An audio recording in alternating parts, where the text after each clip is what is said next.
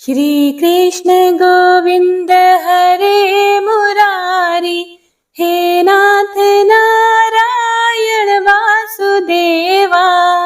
हरे कृष्णा। नमस्कार भक्तों, संगीता धर्म सागर चैनल परिवार में आप सभी का दिल से स्वागत है। आप सभी का दिन शुभ हो। भगवान श्री कृष्ण की कृपा आप पर सदा सर्वदा बनी रहे और भगवान आपको इन कथाओं को सुनने का पूरा पुण्य फल प्रदान करे। तो आइए सुनते हैं आज की महत्तम्य कथा में आगे का वृतांत। ओम नमो नारायणाय।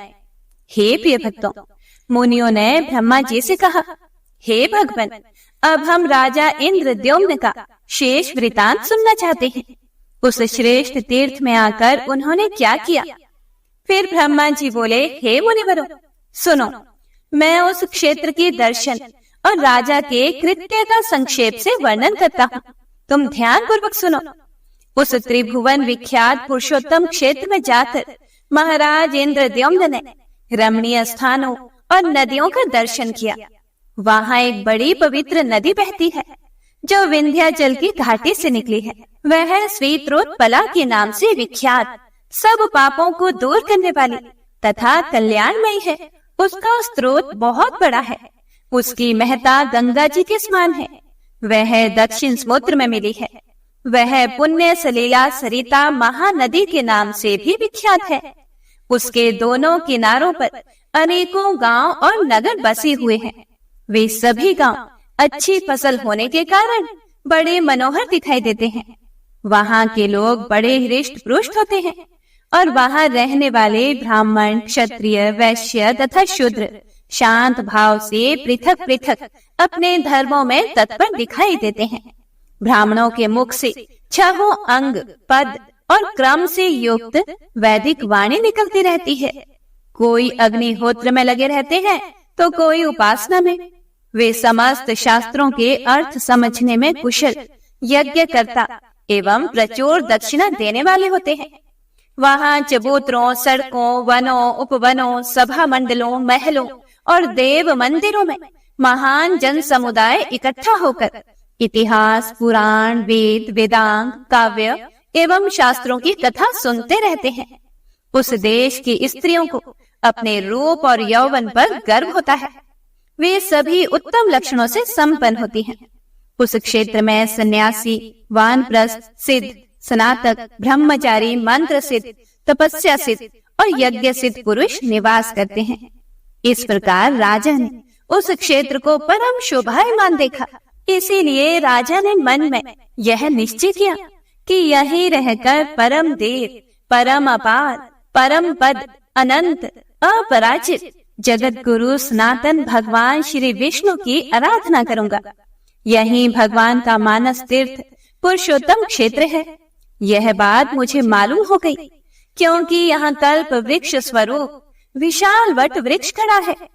यही इंद्र नील मणि की बनी हुई मणिमयी प्रतिमा है, जिसे भगवान ने स्वयं छिपा दिया है, क्योंकि यहाँ दूसरी कोई प्रतिमा नहीं दिखाई देती। मैं ऐसा प्रयत्न करूंगा जिससे सत्य पराक्रमी जगदेश्वर भगवान विष्णु मुझे प्रत्यक्ष दर्शन दे। मैं अनन्य भाव से भगवान में मन लगाकर यहाँ यज्ञ, दान, तपस्या, होम, ध्यान, पूजन तथा उपवास आदि के द्वारा विधि पूर्वक उत्तम व्रत का पालन करूंगा और साथ ही यहाँ श्री विष्णु भगवान के मंदिर बनाने का कार्य भी प्रारंभ करूंगा। हे द्विजवरों, यह सोचकर महाराज इंद्रद्युम्न ने वहाँ भगवान का मंदिर बनाने के लिए कार्य करना आरंभ किया। उन्होंने ज्योतिष शास्त्र के पारंगत समस्त आचार्यों को बुलाकर बड़ी प्रसन्नता के साथ यत्न पूर्वक भूमि का शोधन करवाया। इस कार्य में ज्ञान संपन्न ब्राह्मणों, वेद शास्त्र के पारंगत अमात्यों, मंत्रियों तथा वास्तु विद्या के विद्वानों का भी सहयोग प्राप्त था। उन सब के साथ भली भांति विचार करके शुभ दिन और शुभ मुहूर्त में, जबकि उत्तम चंद्रमा और नक्षत्रों का योग था तथा ग्रहों की भी अनुकूलता थी, राजा ने श्रद्धा पूर्वक अर्घ दिया। उस समय जय जयकार तथा मंगलमय शब्द हो रहे थे। भांति भांति के वाद्यों के मनोहर ध्वनि गूंज रही थी। वेद मंत्रों के गंभीर घोष और मधुर संगीत हो रहे थे। हे प्रिय भक्तों, फूल, अक्षत, चंदन भरे हुए कलश तथा दीपक आदि के द्वारा पूजा कार्य संपन्न किया गया था। इस प्रकार अर्घ दान देकर महाराज इंद्रद्युम्न ने शूरवीर कलिंग राज, उत्कल राज और कौशल राज को बुलाकर कहा, हे राजाओं, आप सभी लोग एक ही साथ मंदिर के निमित्त शिला ले आने के लिए जाओ। अपने साथ प्रधान शिल्पियों को भी, जो शिला खोदने के काम में निपुण हो, उन्हें भी लेकर जाओ। विंध्याचल बहुत विस्तृत पर्वत है, वह अनेकों कंदराओं से सुशोभित है।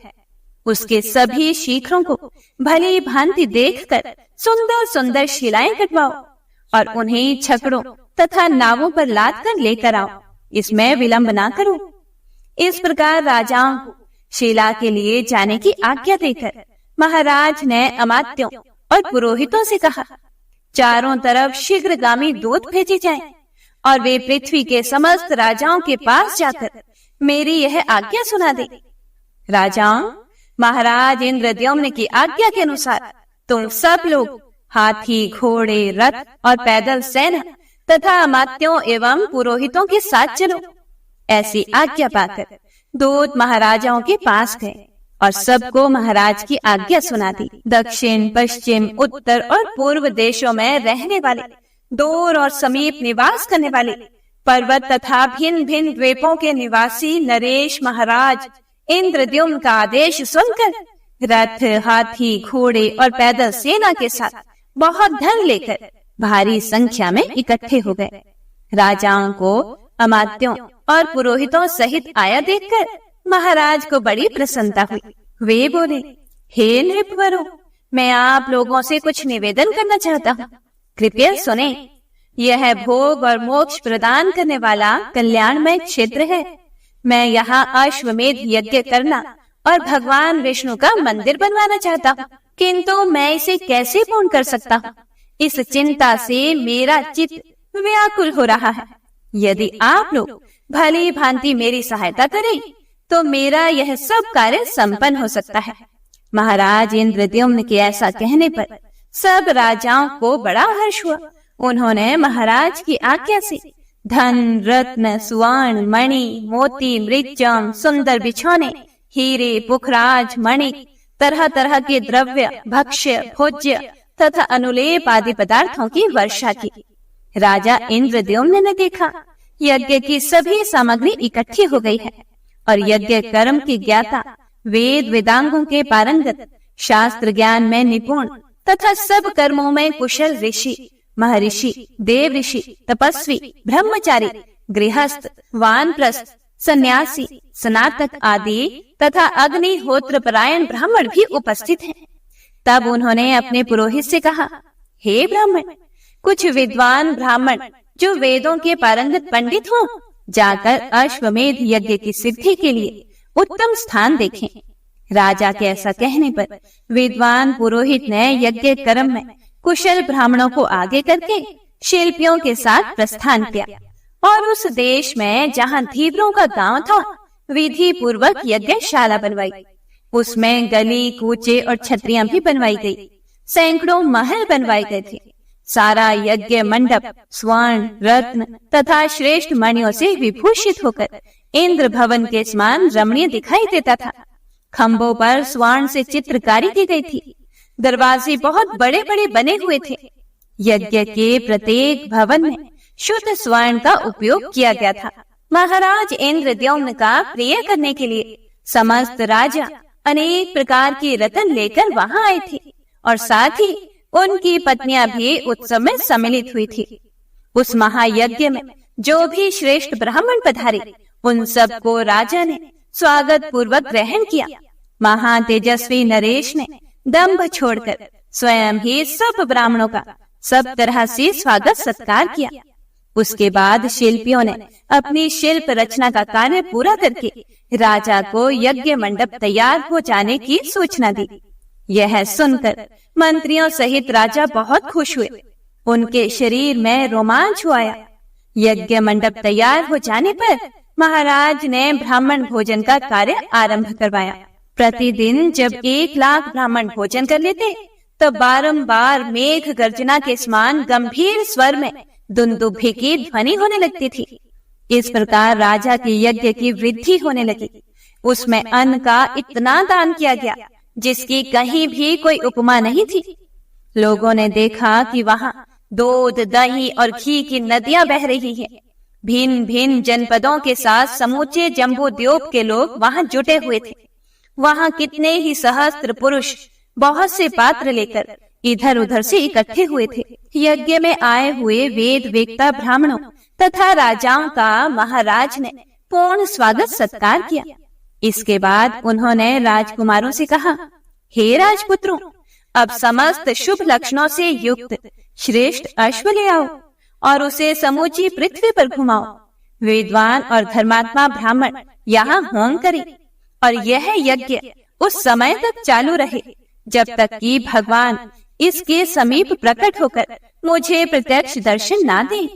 ऐसा कहकर राजाओं में श्रेष्ठ इंद्रद्युम्न ने बहुत सा स्वर्ण, करोड़ों के आभूषण, लाखों हाथी घोड़े, अरबों बैल तथा स्वर्ण में सींगों वाली दुधारू गौएं, जिनके साथ कांसे के दुग्ध पात्र थे, वेद वेत्ता ब्राह्मणों को दान किए। इसके सिवा बहुमूल्य वस्त्र, हरिण के बालों से बने हुए बिछौने, मूंगा, मणि तथा हीरा, पुखराज, माणिक और मोती आदि तरह तरह के रत्न भी दिए। उस अश्वमेध यज्ञ में याचकों और ब्राह्मणों को तरह तरह के भक्ष्य भोज्य पदार्थ प्रदान किए गए। मीठे पुए तथा स्वादिष्ट अन्न सब जीवों की तृप्ति के लिए बारंबार दिए जाते थे। वहां दिए गए तथा दिए जाने वाले धन का कभी भी अंत नहीं होता था।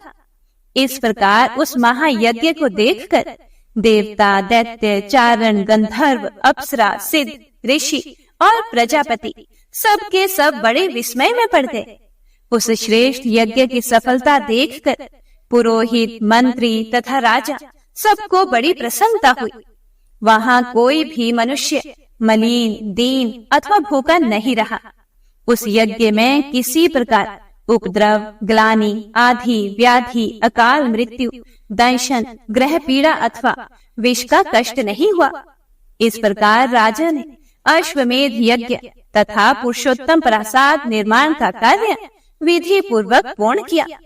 हे प्रिय भक्तों, आगे श्री ब्रह्मा जी कहते हैं कि अश्वमेध यज्ञ के अनुष्ठान और प्रासाद निर्माण का कार्य पूर्ण हो जाने पर राजा इंद्रद्युम्न के मन में दिन रात प्रतिमा के लिए चिंता लगी रहती थी। वे सोचने लगे कि कौन सा उपाय करूं जिससे सृष्टि पालन और संहार करने वाले लोक पावन भगवान पुरुषोत्तम का मुझे दर्शन हो। इसी चिंता में निमग्न रहने के कारण उन्हें ना तो रात में नींद आती थी और ना ही दिन में। वे ना तो भांति भांति के भोग भोगते और ना स्नान एवं श्रृंगार ही करते थे। राजा के मन को कहीं भी संतोष नहीं होता था। पत्थर, मिट्टी और लकड़ी में से इस पृथ्वी पर सर्वोत्तम वस्तु कौन है? किससे भगवान विष्णु की प्रतिमा का निर्माण ठीक से हो सकता है? इस प्रकार की चिंता में पड़े पड़े उन्होंने 5 रात्र की विधि से भगवान पुरुषोत्तम का पूजन किया और अंत में इस प्रकार स्तुति करना आरंभ किया।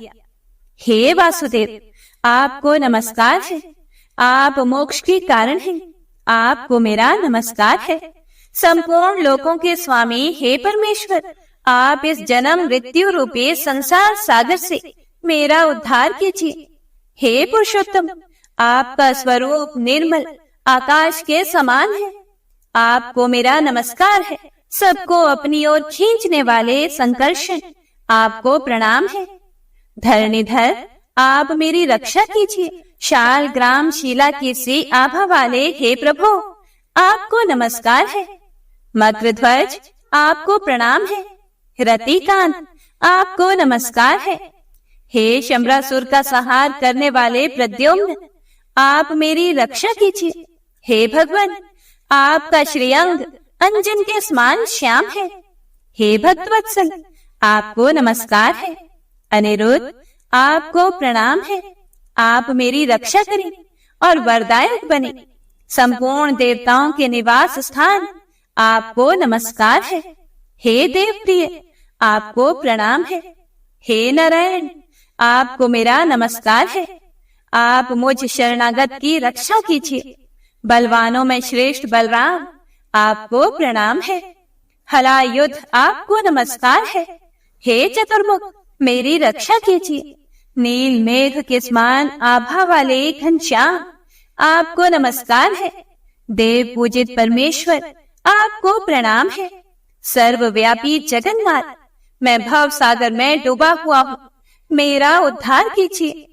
प्रलयाग्नि के समान तेजस्वी तथा दहकते हुए नेत्रों वाले महापराक्रमी दैत्य शत्रु नृसिंह, आपको नमस्कार है। आप मेरी रक्षा कीजिए।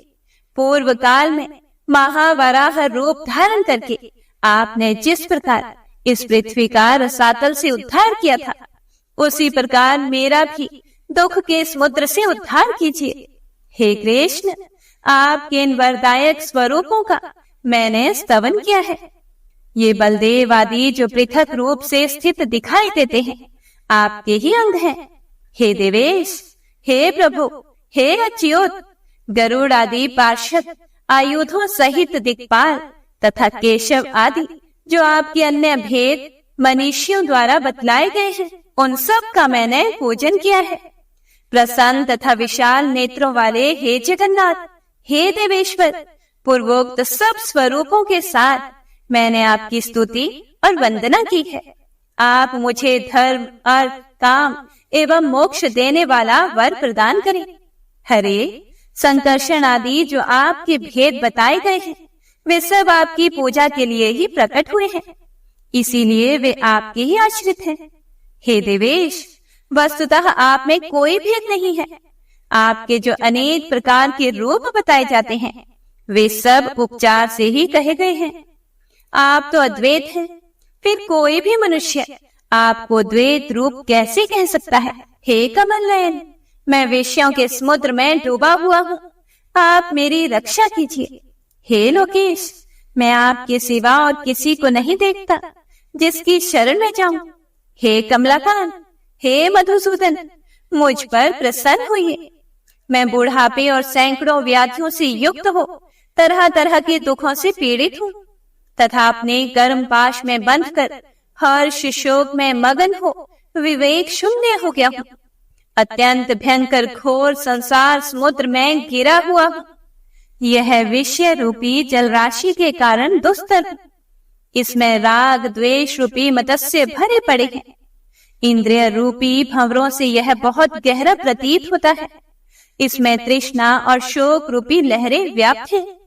यहाँ न कोई आश्रय है और ना ही कोई अवलंब। यह सारहीन एवं अत्यंत चंचल है।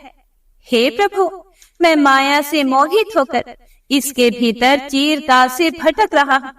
हजारों भिन्न भिन्न योनियों में बारंबार जन्म लेता हूँ। हे जनार्दन, मैंने इस संसार में नाना प्रकार के हजारों जन्म धारण किए हैं। अंगों सहित वेद, नाना प्रकार के शास्त्र, इतिहास, पुराण तथा अनेक शिल्पों का अध्ययन किया है। यहाँ मुझे कभी असंतोष मिला है तो कभी संतोष मिला है, कभी धन का संग्रह किया है तो कभी हानि उठानी पड़ी है और कभी बहुत खर्च किए हैं। मैंने अनेक पिता देखे हैं और अनेक माताओं का दर्शन किया है। अनेक प्रकार के जो दुख और सुख हैं, उनके अनुभव का भी मुझे अवसर मिला है। भाई, बंधु, पुत्र और कुटुंबी भी प्राप्त हुए हैं। विष्ठा और मूत्र की कीच से भरे हुए स्त्रियों के गर्भाशय में भी मैंने निवास किया है।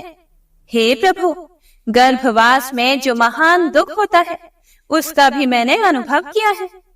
बाल्यावस्था, युवावस्था और वृद्धावस्था में जो अनेक प्रकार के दुख होते हैं, उनसे भी मैं वंचित नहीं रहा।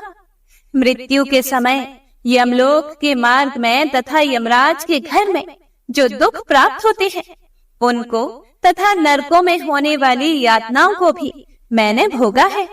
कृमि, कीट, वृक्ष, हाथी, घोड़े, मृग, पक्षी, भैंसे, ऊंट, गाय तथा अन्य वनवासी जंतुओं की योनि में मुझे जन्म लेना पड़ा है। समस्त द्विजातियों और शूद्रों के यहाँ भी मेरा जन्म हुआ है। देव, धनी, क्षत्रियों, दरिद्र तपस्वियों, राजाओं, राजा के सेवकों, तथा अन्य देहधारियों के घरों में भी मैं अनेक बार उत्पन्न हो चुका हूँ। हे नाथ, मुझे अनेकों बार ऐसे मनुष्यों का दास होना पड़ा है जो स्वयं दूसरों के दास हैं। मैं दरिद्र, धनी और स्वामी भी रह चुका हूँ। हे प्रभु, मुझे दूसरों ने मारा और मेरे हाथ से दूसरे मारे गए हैं।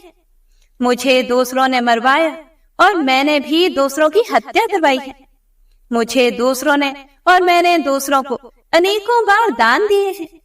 हे जनार्दन, पिता, माता, सुहृद, भाई और पत्नी के लिए मैंने लज्जा छोड़कर धनियों, क्षत्रियों, दरिद्रों और तपस्वियों के सामने दीनता से भरी बातें की हैं। प्रभु, देवता, पशु, पक्षी, मनुष्य तथा अन्य स्थावर जंगम भूतों में ऐसा कोई स्थान नहीं है जहाँ मेरा जाना ना हुआ हो।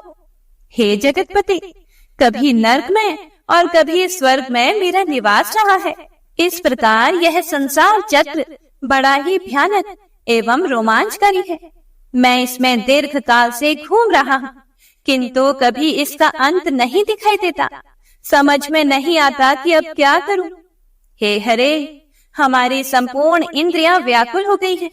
मैं शोक और तृष्णा से आक्रांत होकर अब कहाँ जाऊं? मेरी चेतना लुप्त हो रही है।